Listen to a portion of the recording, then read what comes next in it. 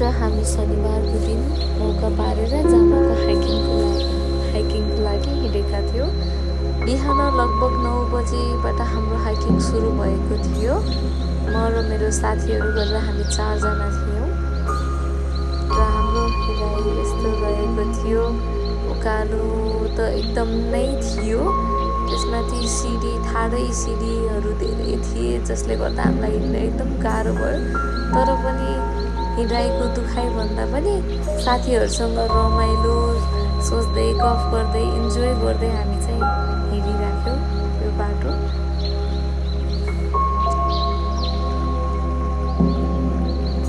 र यसै क्रममा हाम्रो एउटा विदेशी नानु अनि उसको बाबा मम्मीसँग पनि भेट भएको थियो। त्यो नानु चाहिँ एकदम क्युट थियो। हामी सँगसँगै जस्तो ऊ हाइकिङको हाफ बाटो जति सँगसँगै हामीसँग हिँडिरहेको थियो। र मेरो साथीहरू थाकेर फेरि अगाडि एकदम अहिले जोस जाँगरको साथ हिँडिरहेको चाहिँ कति बेला फत्रक्क हुने थाहा छैन। यो चाहिँ हाम्रो टिकट देखाउनु पर्ने रहेछ 1 किलोमिटर जस्तो माथि गएपछि। र हामी एकैछिन नाच्न गाउन थाल्यौँ बाटोमै। एकैछिन त्यसले गर्दा हामी बाटोमै भुल्यौँ।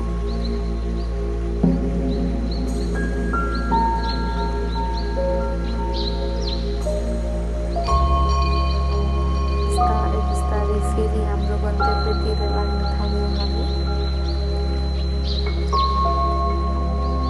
जस इन्जोय गर्न चाहिँ छोडे छैनन् हाम्रो साथीहरूले हिँड्दा बेला।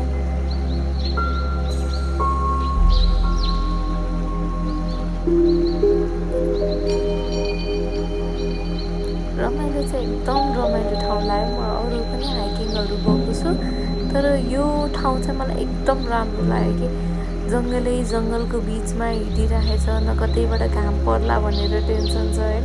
शीतल आनन्द, क्याप लिएर गएको पनि कामै नलाग्ने, कस्तो आनन्दको ठाउँ यो। हाइक गर्न पनि मजा आयो मलाई यो ठाउँमा चाहिँ। र लगभग 2 किलोमिटर जस्तो के हिँडाएपछि हामी एउटा ओपन स्पेसमा पुगिसकेका थियौँ। र अब हामी चाहिँ त्यो ठाउँमा चाहिँ एकैछिन ब्रेकफास्ट खानको लागि बस्ने निर्णय गऱ्यौँ र एउटा ठाउँ खोज्दैछौँ कतै बसेर अब खान पर्ने। हामीले घरबाटै अलिकति खाजा लिएर गएका थियौँ बनाएर। तामाको तरकारी, चना, बिरयानी खाएर हामी फेरि हाम्रो हाइकिङ स्टार्ट गर्दै भुतको आवाज सुनेर दौड्यौँ गोरे।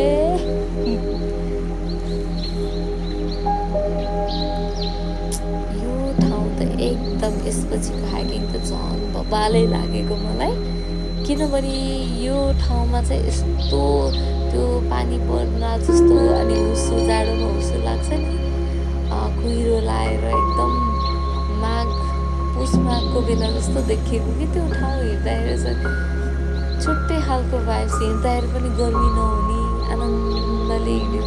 एकदम रमाइलो लाग्यो मलाई यो फेजमा त छ।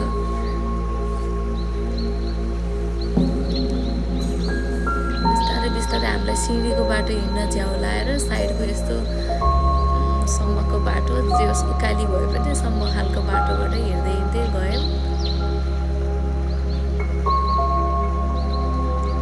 झुकाहरू चाहिँ हिँड्ने बाटोमा अलिकति मैले खासै देख्न सकिनँ, तर साइडमा कतै साथीहरू एकचोटि पसेको बेलामा चाहिँ झुका त एकदम धेरै छ भन्ने सुन्न भएको थियो। हाम्रो 2 जना साथीहरूलाई झुकाले एट्याक पनि गरेको थियो।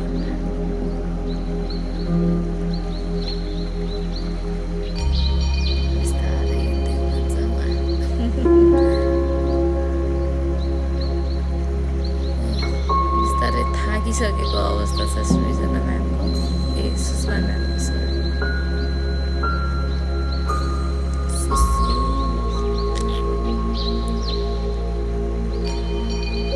हेर्नु न वेदर कस्तो राम्रो कि एकदम।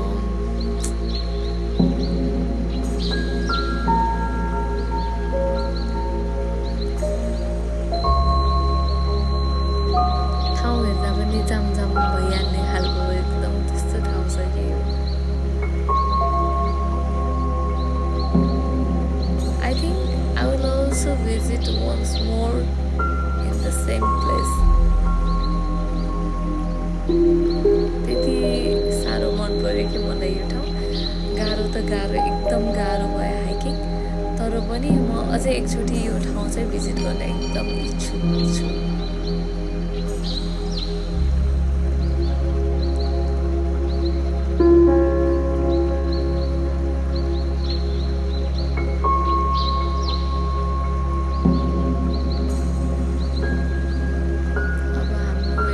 गन्तव्य धेरै टाढा छैन 1 किलोमिटर पनि अलिक कम छ होला अब चाहिँ सायद लाग्यो बाटो चाहिँ यस्तै रहेको छ धेरै सिडी छ एकदम CD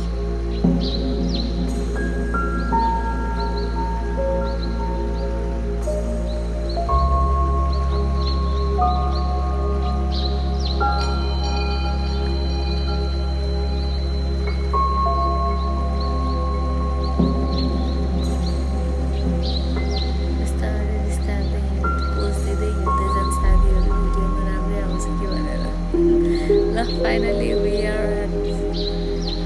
are on the top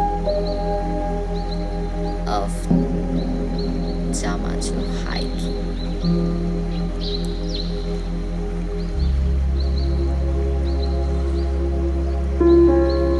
हामी माथि पुगेर अब यसो गुम्बालाई निहाल्नेछौँ अनि एकैछिन त्यही बसेर खाजासाजा खाएर अनि बाहिर अलिक फर्किने प्लानमा थियो यसरी हामी गुम्बातर्फ लाग्यौँ बिस्तारै त्यो ठाउँलाई अवलोकन गर्दै त्यहाँको ठाउँलाई क्याप्चर गर्दै बिस्तारै बिस्तारै यो गुम्बालाई हेर्दै हामी लाग्यौँ पछाडितिर आज चाहिँ एकदम कुहिरो लाएर केही भ्यू देखेको थिएन एकदम पानी पर्ने कुहिरो लाग्ने त्यस्तो थियो आजको वेदर चाहिँ